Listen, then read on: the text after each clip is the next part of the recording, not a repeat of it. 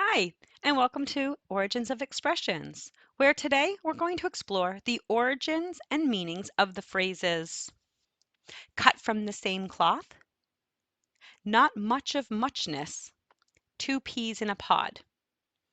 What do they all have in common? They're all phrases and idioms around similarities. So let's go ahead and get right in.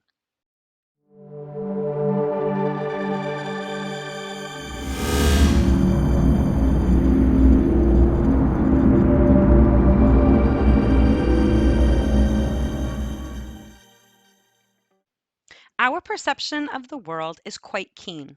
Humans have such unique senses from hearing, smelling, tasting, touching, and seeing. Today, we are going to use these senses to uncover idioms that we use to help us recognize similarities. It might be something we see, taste, or even hear. Let's go ahead and move into our first phrase. Cut from the same cloth. Cut from the same cloth means that two people or things are very similar in characteristics and behavior. They're cut from the same cloth. This saying might have started out with more of a literal background.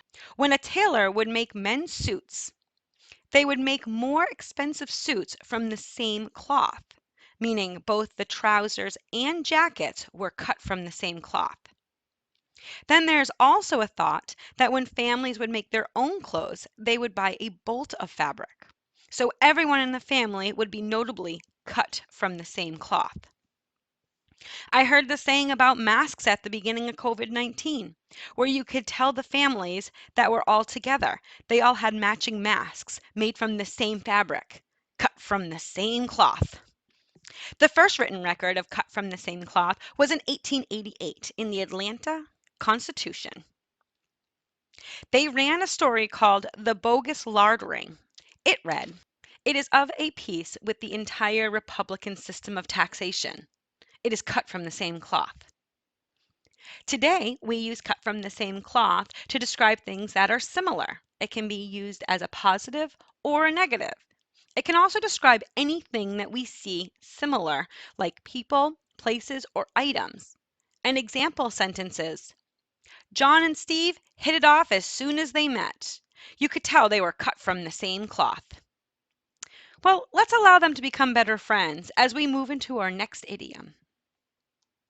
Not much of muchness. Not much of muchness is an older idiom that did not stand the test of time. Even though it is still around today, it is not commonplace to use it. It means having little difference of any significance between items. They are very much alike. When we think of the word much, we do not use it usually as a word by itself, but instead as a determiner. The word much means a great amount or quantity. We might see it used today in a sentence like, I did not get much sleep. So when we think about the idiom, not much of muchness, it gets hard to wrap our heads around. It might be one of the reasons that we don't see it around much.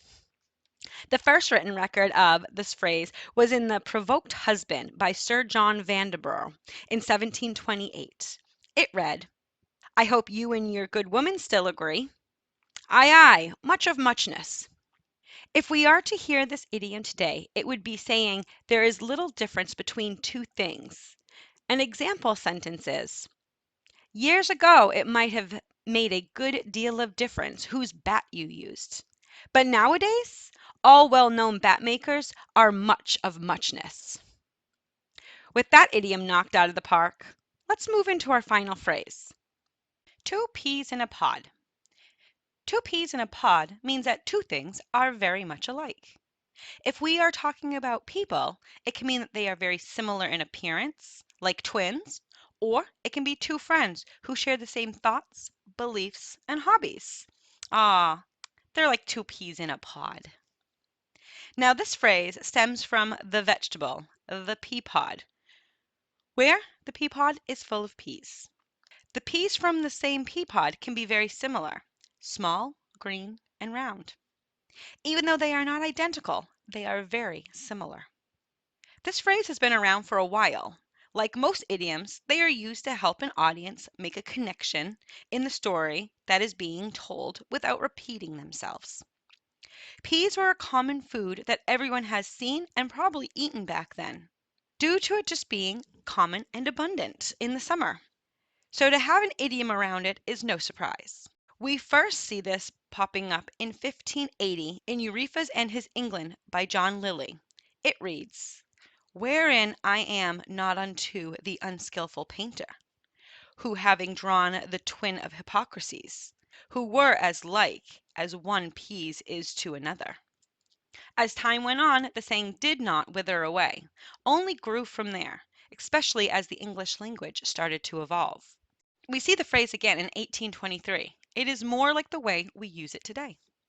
It was in The Widow's Choice, or 123. The title differs based on where you're from, by Catherine G. Ward. It read, "The nose of Lady Primrose, which inclines rather to the aquiline, is like yours when you was a young man, as two peas in a pod." Today, we also use two peas in a pod to describe similarities. An example sentence is, "Even though my sister and I are not twins, we have many similarities, like two peas in a pod." Ooh, fun fact. Did you know that one serving of peas, which is 85 grams or a half a cup, contains as much vitamin C as two large apples, more fiber than a slice of whole wheat bread, and more thiamine than a pint of wholemeal? Hope you like peas. Looks like these little powerhouses are on tonight's menu. Well, those are the 3 idioms that I have for you today. I hope you enjoyed learning about the origins of these phrases and choose to subscribe. Oh, a quick question. Do you think you can find a time to use them hanging out with your friends and family? Let me know down in the comments if you're able to use one of them. I would also love to know if you have any idioms around similarities like this, or maybe you know about an idiom on a completely different subject. I would love to see it. Leave those in the comments below. Thank you for taking the time to watch my video and subscribing to the station. I really appreciate you. Until next time, bye.